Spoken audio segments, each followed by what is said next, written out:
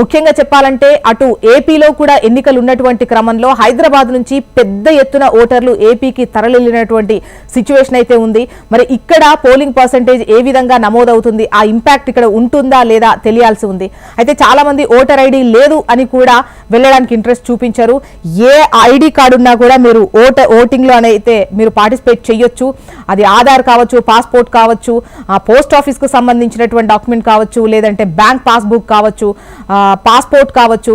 అయితే ప్రవాస భారతీయులు ఎవరైతే ఉంటారో వాళ్ళు ఓటు వేయాలంటే ఖచ్చితంగా వాళ్ళ ఒరిజినల్ పాస్పోర్ట్ అయితే ఉండి తీరాలి. ఇవేమి లేకపోయినా కూడా కార్మిక శాఖ ఇచ్చేటువంటి ఏదైతే హెల్త్ ఇన్సూరెన్స్ కు సంబంధించిన కార్డు ఉంటుందో అది వాడచ్చు, లేదంటే ఉపాధి హామీకి సంబంధించి ఏదైతే కార్డు ఉంటుందో దాన్ని వాడచ్చు. సో మీ దగ్గర మీరు అని గుర్తించేటువంటి ఏ ఐడి కార్డు ఉన్నా కూడా మీరు పోలింగ్ స్టేషన్ కి వెళ్ళి మీ ఎక్కడైతే మీ ఓటు ఉంటుందో అక్కడికి వెళ్ళి మీరు ఓటేసేటువంటి అవకాశం అయితే ఖచ్చితంగా ఉంటుంది. ఓటర్ ఐడి లేదు అని చెప్పి మాత్రం వెను తిరక్కండి.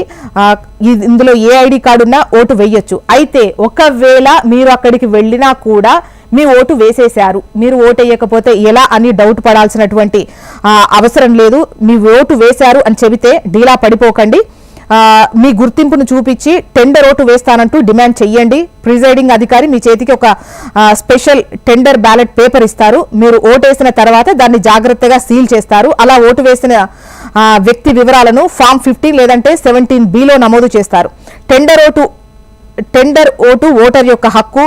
పోటీ హోరాహోరీగా జరిగి ప్రత్యర్థుల మధ్య స్వల్ప మెజారిటీ మాత్రమే ఉంటే మీ టెండర్ ఓటే ఒక డిసైడింగ్ ఫ్యాక్టర్ అవుతుంది. ఒకవేళ ప్రత్యర్థుల మధ్య మెజారిటీ వ్యత్యాసం భారీగా ఉంటే మాత్రం టెండర్ ఓట్లను లెక్కించాల్సిన అవసరం ఉండదు. బట్ తేడా మాత్రం స్వల్పంగా ఉంటే ఖచ్చితంగా మన ఓటు లెక్కించేటువంటి అవకాశం ఉంటుంది. సో మీ ఓటు ఎవరైనా వేశారు అని చెప్పినా కూడా మీరు వెనుదిరగడం అవసరం లేదు. ఖచ్చితంగా ఆ ఓటు వేసేరండి. సో అది ఉదయం 7 గంటలకు పోలింగ్ స్టార్ట్ అయిన విషయం మనకు తెలిసిందే. సుమారు 2 గంటల 40 నిమిషాలు అవుతోంది. 9 గంటలకు రిలీజ్ అయినటువంటి లెక్క ప్రకారం చూస్తే 9.48% పోలింగ్ అయితే నమోదైంది. 2 తెలుగు రాష్ట్రాల్లో కూడా పోలింగ్ అయితే ప్రశాంతంగా కొనసాగుతోంది. కొన్ని చోట్ల ఈవీఎం మొరాయించడం వల్ల కాస్త కొన్ని చోట్ల ఆలస్యంగా జరిగింది, కొన్ని చోట్ల ఒక గంట పాటు ఆలస్యం జరిగింది, కొన్ని చోట్ల చెదురుముదురు ఘటనలు జరిగాయి మినహాయిస్తే almost majority of polling station లో మాత్రం ప్రశాంతంగా ఎన్నికలైతే కొనసాగుతూ ఉన్నాయి. ముఖ్యంగా కడపకు సంబంధించి చూసినట్లయితే అది రాజంపేట కావచ్చు, రైల్వే కోడూరు కావచ్చు, ఈ కమలాపురం మండలంలో కోగట్టం కావచ్చు, వీటిల్లో కాస్త చెదురుముదురు ఘటనలు అయితే జరిగాయి. కొన్ని చోట్ల ఈవీఎం మొరాయించాయి. అన్ని డిస్ట్రిక్ట్ లో కూడా చూసుకున్నట్లయితే ఎక్కడో దగ్గర ఈవీఎం మొరాయింపు అనేది మనం ప్రతి ఎన్నికల్లో చూస్తూ ఉంటాము. సో అదే జరిగింది. బట్ టెక్నికల్ టీం అయితే అలర్ట్ గా ఉండి with in half and 1 hour లో దాన్ని రెక్టిఫై చేసి మళ్ళీ పోలింగ్ సజావుగా కొనసాగే విధంగా చేస్తూ ఉన్నారు. ఇంతకుముందే మనం ఏవే స్వామి అక్కడి నుంచి మీకు వివరాలు ఇచ్చినటువంటి విషయం చూశారు.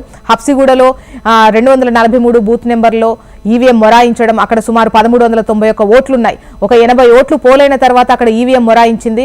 సో టెక్నికల్ టీం వచ్చి 1 అవర్ లో దాన్ని రెక్టిఫై చేశారు. మళ్ళీ ఇప్పుడు అక్కడ పోలింగ్ ప్రశాంతంగా కొనసాగుతోంది.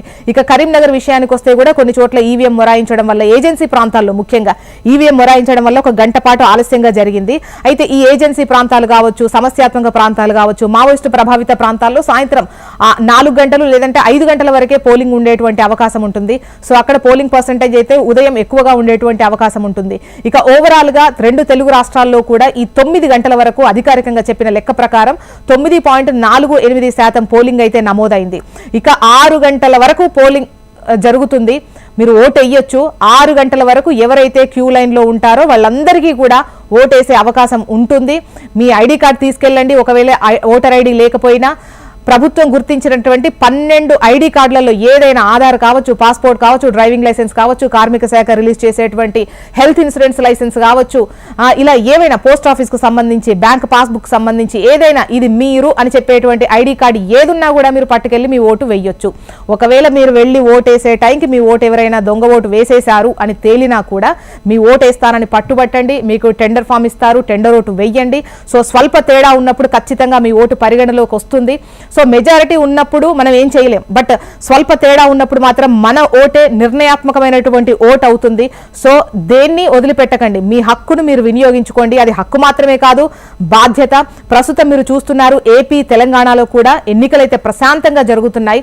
ముఖ్యంగా ఈ 4వ దశ పోలింగ్ అనేది తెలుగు రాష్ట్రాలకు ఎంతో కీలకం. ఎందుకంటే అటు ఏపీకి సంబంధించి శాసనసభ ఎన్నికలు జరుగుతున్నాయి, లోక్సభ ఎన్నికలు జరుగుతున్నాయి. ఇటు తెలంగాణలో లోక్సభ ఎన్నికలు జరుగుతున్నాయి. అదేవిధంగా ఒక ఉప ఎన్నిక, కంటోన్మెంట్ శాసనసభ ఉప ఎన్నిక జరుగుతోంది. సో పెద్ద ఎత్తున ఓటర్లు అయితే వస్తున్నారు. ముఖ్యంగా ఏపీలో అయితే ఇవాళ పండగ వాతావరణం కనిపిస్తోంది. మీరు ఏ పోలింగ్ స్టేషన్ చూసినా కూడా, ఏ పోలింగ్ బూత్ చూసినా కూడా పెద్ద ఎత్తున జనాలు, ఓటర్లు బారులు తీరినటువంటి సిచ్యువేషన్ కనిపిస్తోంది. ఒకటి వెదర్ కండిషన్ దృష్టిలో పెట్టుకొని, ఒకటి అయితే ముఖ్యంగా రాష్ట్రాలకు సంబంధించి శాసనసభ ఎన్నికలను ఏ రాష్ట్రమైనా కీలకంగా తీసుకుంటుంది.